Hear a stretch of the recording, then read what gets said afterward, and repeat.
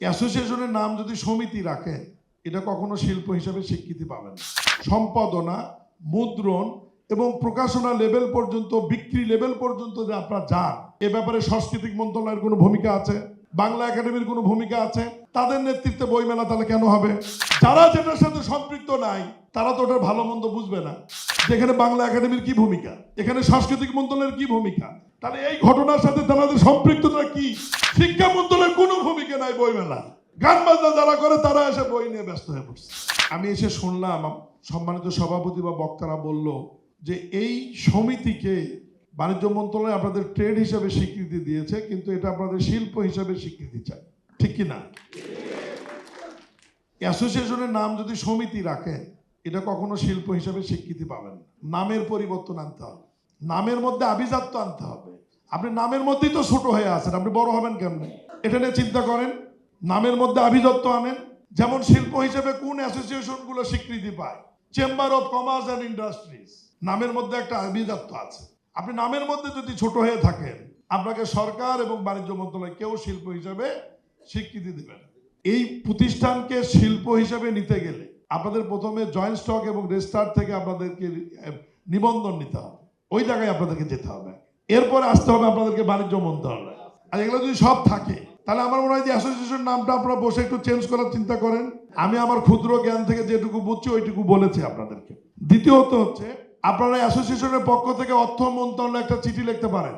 সামনে বাজেট আসছে, সরকার অনেক ঋণের মধ্যে মুনাফার হার কমিয়ে দেয়। অ্যাসোসিয়েশন থেকে অর্থ মন্ত্রণালয়ে একটি আধা সরকারি পত্র দিয়ে যোগাযোগ করে বলেন যে মাঠ পর্যায়ে যারা বই বিক্রেতা আছে তাদের ব্যবসার জন্য যখন ঋণ নেবে, এই ঋণের মুনাফা হবে 4% বা 3%।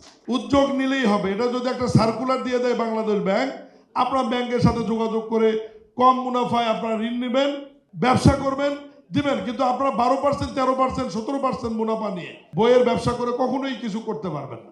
আপনারা দাবি করবেন যে আমরা ফ্রি মুনাফাতে আমরা ঋণ চাই, এটা আপনাদের দাবি থাকবে। সরকার ওটা মানবে না, কারণ ব্যাংক তো একটা বাণিজ্যিক ব্যাংক, তাদেরও ওটা একটা ব্যবসা। তখন নয় বার্গেনিং করে 1%, 2%, নয় 3% হবে। কিন্তু এটা নিয়ে আপনারা উদ্যোগ নিতে হবে। উদ্যোগ না নিয়ে শুধু এরকম সেমিনার আর বার্ষিক সাধারণ সভায় আপনারা বক্তৃতা করে বাড়ি চলে যাবেন, হবে না। আপনাদের জাতীয়ভাবে একটি বইমেলা হয় ফেব্রুয়ারি মাসে, মাসব্যাপী। কিছু কিছু জেলাতে আপনাদের মাধ্যমে সীমিত আকারে বইমেলা হয়। বইমেলার ব্যাপারে আমার একটি বক্তব্য আছে। সেটা হচ্ছে, যে সংগঠনের বই প্রকাশনা এবং বিক্রির সাথে বিন্দু মাত্র কোনো ভূমিকা নাই, সেই মন্ত্রণালয় এবং সেই বিভাগ বইমেলার নেতৃত্ব দেয়। এটা 44 বছর আপনারা কেউ চিন্তা করেন। এই যে বই আপনারা পাণ্ডুলিপি তৈরি, সম্পাদনা, মুদ্রণ এবং প্রকাশনা লেভেল পর্যন্ত, বিক্রি লেভেল পর্যন্ত যে আপনারা যান, এ ব্যাপারে সাংস্কৃতিক মন্ত্রণালয়ের কোনো ভূমিকা আছে, বাংলা একাডেমির কোনো ভূমিকা আছে? তাদের নেতৃত্বে বইমেলা তাহলে কেন হবে? আর সেখানে আপনারা কেন যাবেন? আমি আপনাদেরকে পরামর্শ দিচ্ছি, এখন যেটা হবে, আগামী বছর থেকে বইমেলা যেটা হবে, সাংস্কৃতিক মন্ত্রণালয় থাকবে, বাংলা একাডেমি থাকে, এর সাথে শিক্ষা মন্ত্রণালয় এবং বাপুসকে সম্পৃক্ত করতে হবে। 4টি টায়ার মিলে যখন এই বইমেলাটি করবে, তখন এই বইমেলাটা হবে একটা আনন্দময়। এই বইমেলাটা হবে সবার কাছে গ্রহণযোগ্য। যারা যেটার সাথে সম্পৃক্ত নাই তারা তো ওটার ভালো মন্দ বুঝবে না। হঠাৎ শ্বশুর বাড়ি এসে জামাই যদি বেশি মাতবরি করে 3 দিনের মধ্যে এসে, আসলে ও শ্বশুর বাড়ির সম্বন্ধে তো কোনো ধারণা নাই। ওকে একটু ধৈর্য ধরে 1-2 বছর বুঝতে হবে যে এই বাড়িটা কিভাবে চলে, ঠিক কিনা? বইমেলাটি ঠিক একই বিষয় আমার কাছে মনে হয়েছে।